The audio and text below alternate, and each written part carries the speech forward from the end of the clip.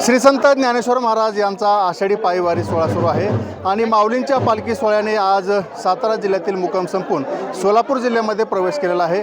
माऊलींच्या पालखी सोहळ्याचा आज मुक्काम नातेपुते या ठिकाणी आहे। नातेपुतेला पोहोचण्याच्या आधी शिखर शिंगणापूर फाटा लागतो आणि या फाट्यावरून वारकरी भाविक हे मोठा महादेवाच्या दर्शनाला येत असतात। या मंदिराचं वैशिष्ट्य काय आहे, मंदिराची काय कथा आहे आणि वारकरी या ठिकाणी येतात, याबाबत आपण मंदिराचे मुख्य पुजारी यांच्याशी बोलणार आहोत। माऊली, काय सांगाल, वारकरी भाविक येतात आणि मंदिराचं वैशिष्ट्य काय आहे, काय कथा आहे? मंदिराचं म्हणजे वैशिष्ट्य असं की हे महाराष्ट्राचं, अखिल महाराष्ट्राचं कुलदैवत, छत्रपतींचं आराध्य दैवत आहे आणि सर्व जाती धर्माचं असं हे दैवत आहे। या ठिकाणी दोन लिंग हरी आणि हर, त्याला विशेष महत्त्व आहे। त्यामुळे हरिहरात्मक भेट ही या ठिकाणी आहे, म्हणून पंढरीची वारी शिंगणापूरच्या दारी असा त्याचा आज या ठिकाणीचा सोहळा आहे। आणि पांडुरंगाच्या डोक्यावर असलेली चंद्रभागा ही जी त्या शंकराचंच प्रतीक आहे, त्यामुळे त्याचं दर्शन आणि बऱ्याच वेळेला इथून जात असताना भाविक श्रद्धेनं या ठिकाणी येतात। ऊन वारा पाऊस सर्व ऋतूमध्ये पांडुरंग हे माहेरघर समजून येतात, त्याचबरोबर शिंगणापूरला येतात, अनंत दर्शन घेऊन या ठिकाणी जात असतात। मंदिराची स्थापना झाली ते कधी झाली आणि 1280 सालचं, साधारण 1280 साल, सुमारे 1280 सालचं मंदिर आणि समुद्र सपाटीपासून 150 मीटर याची उंची आहे। मंदिराची रचना ही अतिशय वेगळ्या पद्धतीची असून कोणत्याही प्रकारचा चुना सिमेंट नाही, अत्यंत उत्कृष्ट स्थापित शिल्पाचा नमुना म्हणून या मंदिराची माहिती असते। महादेवाच्या लग्नाची सुद्धा कथा सांगितली जाते, त्याबद्दल चैत्र शुद्ध अष्टमीच्या रात्री 12 वाजता शंकर आणि पार्वतीचा विवाह होतो।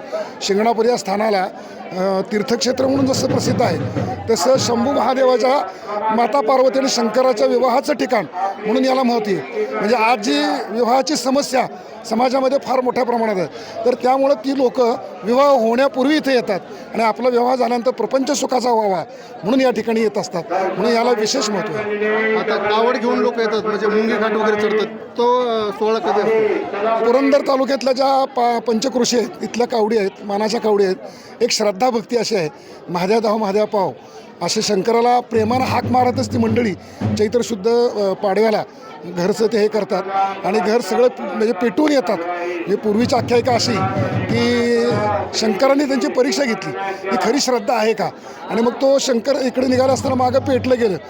ते जुने जे भक्त होते, महादेव तू सगळं माझं करणार आहेस असं म्हणून तो वारी न चुकवण्यासाठी तिथून तो निघाला पालत, सगळं दर्शन वगैरे करून करेचं आणि पंचगंगेचं पाणी ती धार घातल्याशिवाय आजही कावडीची सांगता होत नाही। आणि तत्कालामध्ये दर्शन तो घेऊन गेल्यानंतर घरची परिस्थिती जशी तशी राहिली आणि ती श्रद्धाभक्ती आज तसं होत नाही, पण तरीसुद्धा ती श्रद्धाभक्ती म्हणून आज ती मंडळी परंपरा चालवतात आणि त्या कावडीची धार घातल्यानंतरच शिंगणापूर शंभू महादेव कावडीची शांतता होते। राज्यभरातून भाविक येत असतात कावडी घेऊन? राज्यभर नाही, आता सध्या राज्यभरातून कावडी येतातच, पण परदेशाची लोकंसुद्धा या शिखर शिंगणापूर तीर्थस्थानाचा अभ्यास करतायत, इथल्या या सगळ्या रचनेचा अभ्यास करतायत। उत्तम गणित ज्याचं चांगलं आहे, गणित इंजिनिअरिंग द बेस्ट सिमेंट्री अशा प्रकारचं मंदिराची रचना आणि त्याचा अभ्यास बाहेरचे लोकसुद्धा या ठिकाणी करतात। म्हणजे मुख्य यात्रा तुम्ही कोणत्या तिथीला सांगितलं? चैत्र शुद्ध प्रतिपदेपासून यात्रा होते, पौर्णिमे अखेरी यात्रा असते, पंचमीला हळद असते,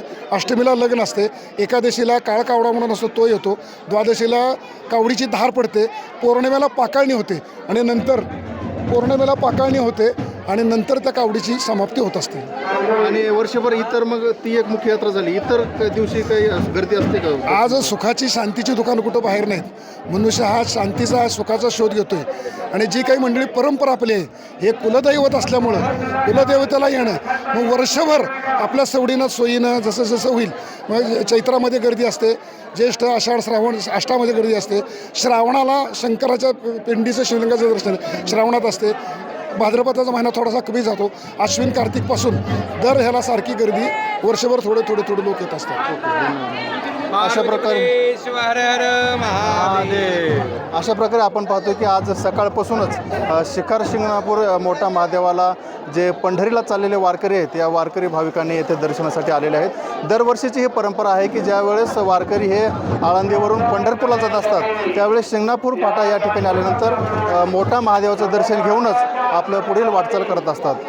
संत ज्ञानेश्वर महाराज पालखी सोहळ्यातील संपूर्ण अपडेट्स आपण पाहणार आहोत। प्रीतम पुरोहितसह ज्ञानेश्वर फड, डिजिटल प्रभात, शिखर शिंगणापूर।